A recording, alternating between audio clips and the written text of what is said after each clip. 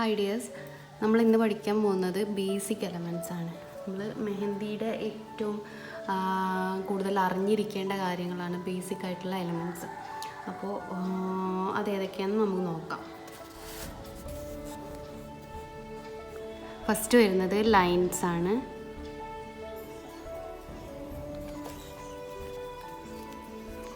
ലൈൻസിൽ ആദ്യം വരുന്നത് thin line.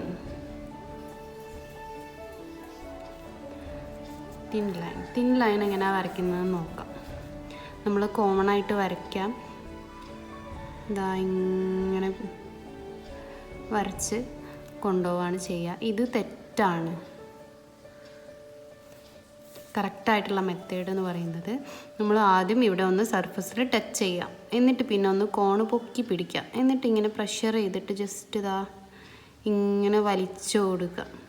എന്നിട്ട് എവിടെയാണോ നമുക്ക് അവസാനിപ്പിക്കേണ്ടത് അവിടെ ഒന്നുകൊണ്ട് ടച്ച് ചെയ്ത് കൊടുക്കുക. നമ്മൾ കയ്യിലാണെങ്കിൽ കയ്യിൽ ടച്ച് ചെയ്യരുത്, പൊക്കി പിടിച്ചിട്ട് തന്നെ ലൈൻ ഇങ്ങനെ കൊണ്ടുപോകണം. കണ്ടോ, ഇങ്ങനെ വെച്ച് കൊടുക്കുക. ഇതാണ് കറക്റ്റ് മെത്തേഡ്. അപ്പം നമുക്ക് ഒരേ ഡിസ്റ്റൻസിൽ ഒരേ ഗ്യാപ്പിലൊക്കെ ഇങ്ങനെ വരയ്ക്കാൻ വേണ്ടിയിട്ട് ഈസി ആയിട്ട് വരും. നമ്മൾ അടുപ്പിച്ച് വരയ്ക്കുമ്പം, അതായത് ടച്ച് ഇതേപോലെ വരയ്ക്കുമ്പോൾ നമുക്ക് ഇത്ര നീറ്റായിട്ട് ലൈൻസ് കിട്ടില്ല.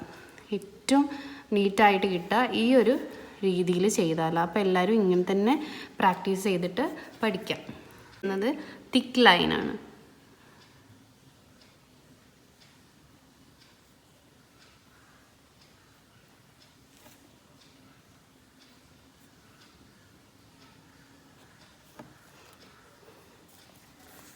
തിക്ക് ലൈന് വരയ്ക്കുമ്പോൾ നമ്മൾ തിക്കാക്കി കൊടുക്കാൻ വേണ്ടി ഇങ്ങനെ പ്രഷർ ചെയ്തിട്ട് ഇങ്ങനെ കൊടുക്കും അല്ലേ.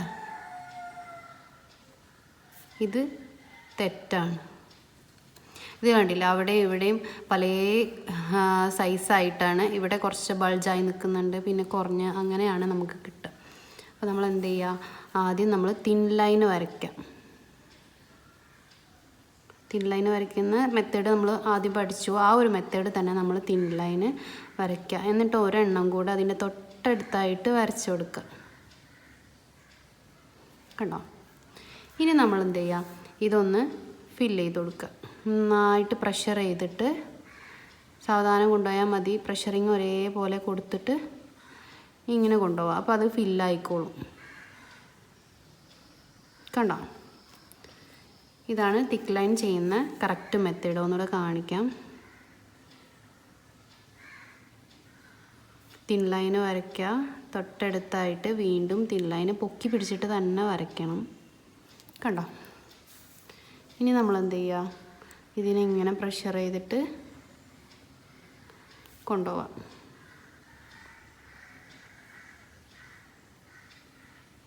ഇപ്പോഴാണ് നമുക്ക് കറക്റ്റ് തിക്ക് ലൈന് നല്ല നീറ്റായിട്ട് കിട്ടുക.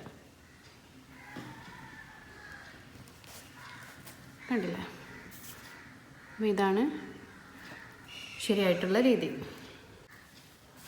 നെക്സ്റ്റ് വരുന്നത് വേർട്ടിക്കൽ ലൈനാണ്.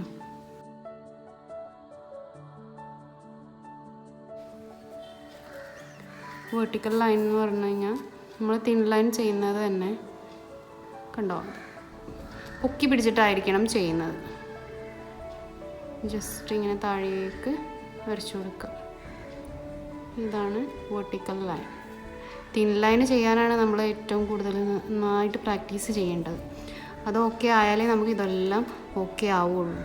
അപ്പം ജസ്റ്റ് ടച്ച് ചെയ്യുക, എന്നിട്ട് ഇങ്ങനെ വലിച്ചു കൊടുക്കുക. എവിടെ അവസാനിപ്പിക്കേണ്ട അവിടെ ടച്ച് ചെയ്യുക.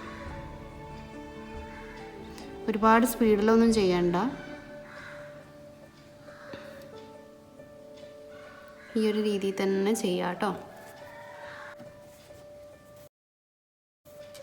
Next slanting line.